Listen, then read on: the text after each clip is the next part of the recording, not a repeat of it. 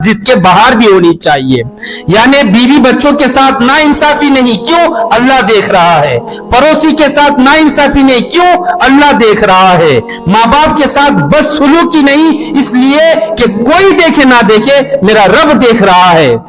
تو ارشاد فرمایا کہ باجماعت نماز کو تنہا آدمی کی نماز پر 27 درجے اللہ تعالیٰ عطا فرماتا ہے, فضیلت عطا فرماتا ہے. تو جماعت کے ساتھ آدمی نماز پڑھے اور ایک تنہا نماز پڑھے تو جماعت کے ساتھ نماز کو ادا کرنے والے کو 27 گنا زیادہ ثواب ملتا ہے. سبحان اللہ. تو یہ تو ہے ظاہری طور پر کہ ثواب اور انعام کے حوالے سے, مگر اور بھی بہت ساری حکمتیں ہیں کہ جماعت کے ساتھ نماز کیوں پڑھتے ہیں. اور اس لیے کہ جب مسجد میں چل کر لوگ نماز کو آتے ہیں تو کچھ گنہگار بھی ہوتے ہیں, کچھ نیکوکار بھی ہوتے ہیں, کچھ اچھے بھی ہوتے ہیں, کچھ برے بھی ہوتے ہیں. تو جب جماعت کے ساتھ لوگ نماز ادا کرتے ہیں تو اب کوئی گنہگار ہے, خطاکار ہے, اور کوئی نیکوکار ہے. تو نیکوکار کی جو نمازیں ہیں تو اللہ تعالیٰ تو اس کی نمازوں کو اپنی بارگاہ میں قبول کرنی ہی ہے. لیکن سوال یہ ہے کہ جو گنہگار ہے, خطاکار ہے, اور جس کی زندگی ہمیشہ گناہوں میں گزرتی ہے, اب اس کی نمازوں کا کیا بنے گا؟ تو فرمایا گیا کہ جب لوگ جماعت کے ساتھ نماز پڑھتے ہیں تو ان نیکوکاروں کی بدولت اللہ تعالیٰ گنہگاروں کی نمازوں کو بھی قبول فرما لیتا ہے. سبحان اللہ. حکمت جو ہے کہ ایک گنہگار کی نماز کو نیکوکار کی وجہ سے اللہ قبول فرما لیتا ہے. اب ایک شبہ یہاں اور بھی ہے کہ چلو جماعت کے ساتھ تو صرف جو فرض نماز ہے وہ فرض نماز ہی مخصوص ہے, سنتیں تو جماعت کے ساتھ نہیں پڑھتے ہیں, تو پھر سنتوں کا کیا بنے گا؟ پھر سنتیں کیسے اللہ تعالیٰ کی بارگاہ میں مقبول ہوگی؟ تو یہاں فرمایا گیا کہ فرض مطبوع ہے اور سنتیں جو ہے وہ تابع ہے. یعنی فرض جو ہے وہ حاکم ہے اور جو تابع ہے وہ حاکم کے کبھی بھی خلاف ورزی نہیں کر سکتا. تو اگر مان لو کہ فرض اگر قبول ہو گئی تو سنتیں بھی اپنے آپ قبول ہو جائے گی. سبحان اللہ. ایک تو یہ صورت ہے کہ باجماعت نماز آپ ادا کرتے ہیں تو کوئی تو ہوگا, مان لو کہ اگر ایک صف میں ہر کوئی گنہگار ہے, ان میں ایک تو نیکوکار ہوگا نا, تو اس ایک نیکوکار کی بدولت اللہ تعالیٰ تمام صف والوں کی نماز کو قبول فرما لے گا. ایک تو ایک بات ہو گئی. اور دوسری جو حکمت ہے جماعت کے ساتھ نماز پڑھنا وہ یہ ہے کہ نماز جب با جماعت کے ساتھ لوگ پڑھنے کے لیے آتے ہیں تو وہاں اونچ نیچ خاندان کچھ نہیں دیکھا جاتا. کون بادشاہ ہے, کون غلام ہے, کچھ نہیں دیکھا جاتا. کون غریب ہے, کون امیر ہے, کچھ نہیں دیکھا جاتا. کون جاہل ہے, کون پڑھا لکھا ہے, کچھ نہیں دیکھا جاتا.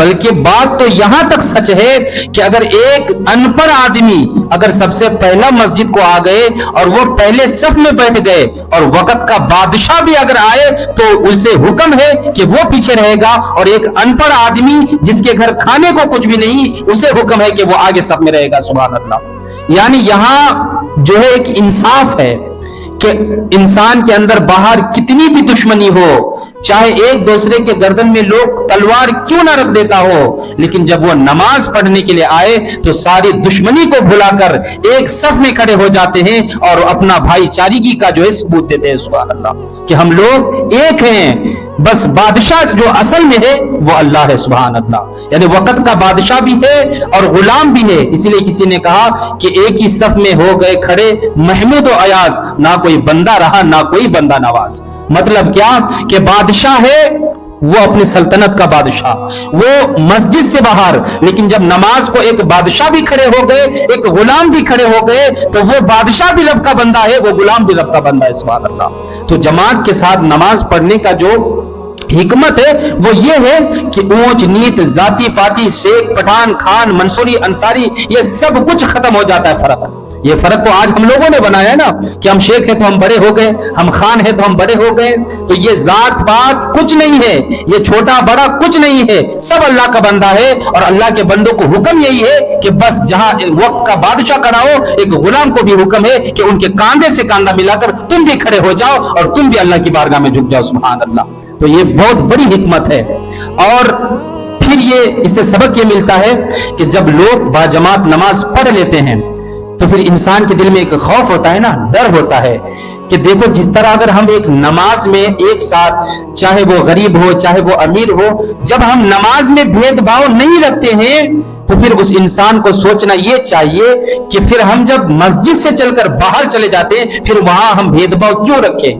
تو جس بندے کو مسجد میں اللہ کا خوف ہوگا اس بندے کو مسجد سے باہر جو دنیا کے معاملات ہیں اس معاملات میں بھی اس بندے کو اللہ کا خوف ہوگا.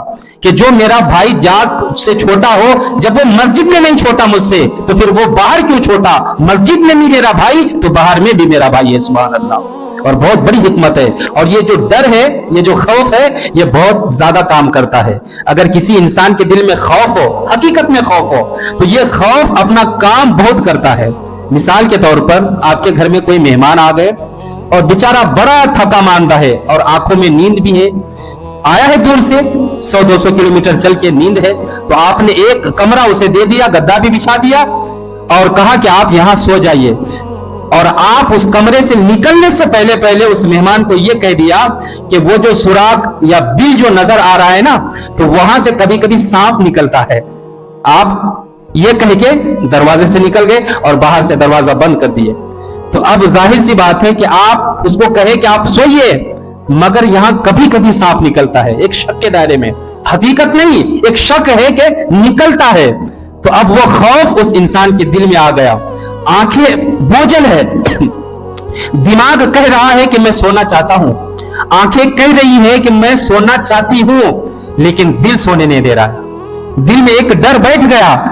اب کہیں سے کوئی آہٹ بھی محسوس ہوتا ہے تو اسے لگتا ہے کہ کہیں سانپ تو نہیں نکل آیا. تو وہ ڈر ہی ہے نا کہ اس انسان کو سونے نہیں دے رہا ہے. اور دل پورے جسم کا حاکم ہے, پورے جسم کا سردار ہے. تو جس طرح حاکم کی کیفیت ہوگی, باقی جسم کے جو بھی اعضاء ہے وہ اسی حاکم کے مطابق وہ اعضاء کام کرے گا. دماغ کہہ رہا ہے کہ میں سونا چاہتا ہوں, میں سونا چاہتا ہوں, ہاتھ بھی کام نہیں کر رہے, آنکھیں بھی جو ہے اس کی لگ رہی ہے, لیکن دل بے چین ہے کہ اگر سو گیا تو سانپ نکل جائے گا اور جان جانے کا بھی اندیشہ ہے.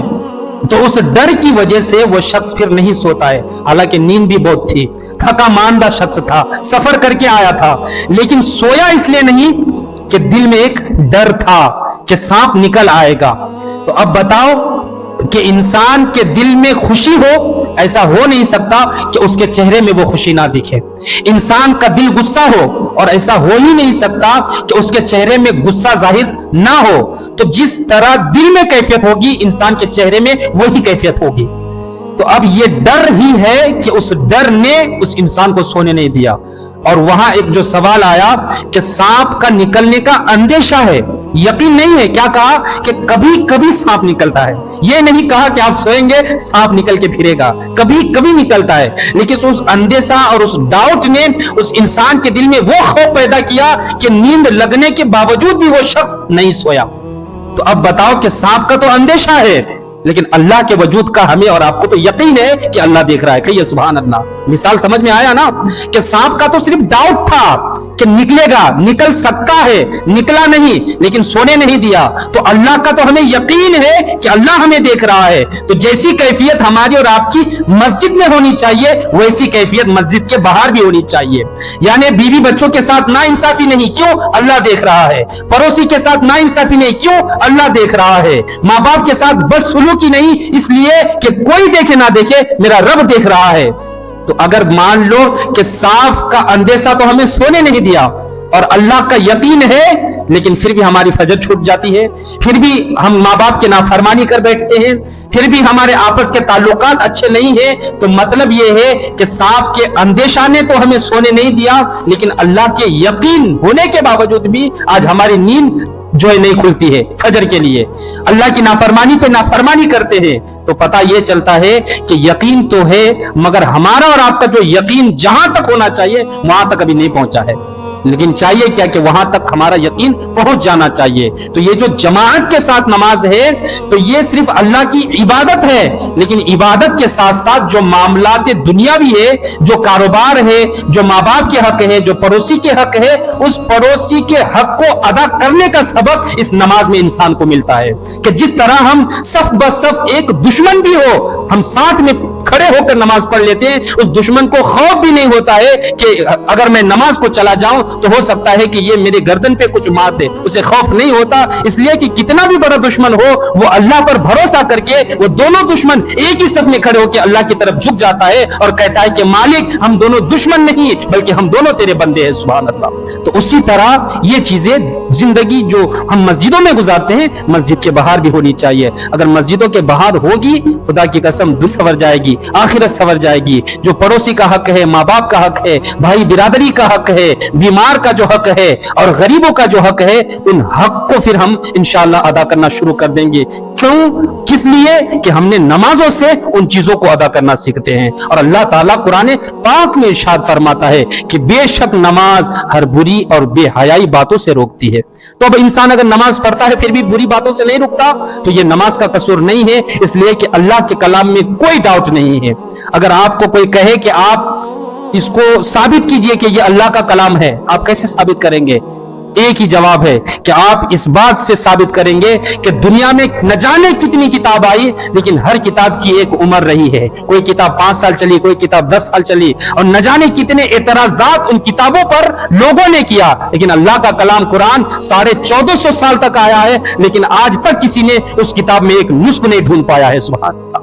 यानी जिस जमाने के एतबार से उस किताब को खोलता है लोग कहता है कि ये जमाने के लिए कुरान उतरा, यानी कारोबार के लिए उतरा, बीवी बच्चों का ख्याल रखने के लिए उतरा, या कोई भी ऐसा काम हो हर वो काम के लिए ये कुरान शायद हमारे लिए उतरा। तो अल्लाह अकबर, वो कुरान कह रहा है कि इंसान को बेहयाई बुरी बातों से गलत कामों से नमाज रोकता है लेकिन इंसान नहीं रोकता है। तो ये इंसान की लापरवाही है कि उसने तो नमाज पढ़ा लेकिन नमाज पढ़ने के बाद जो सबक उस इंसान को सीखना था उस इंसान ने उस सबक को नहीं सीखा। अगर नमाज के साथ साथ हम सबक को सीख लेंगे तो यकीनन फिर हम समझेंगे कि अच्छा जमात के साथ नमाज पढ़ने की ये फजीलतें हैं।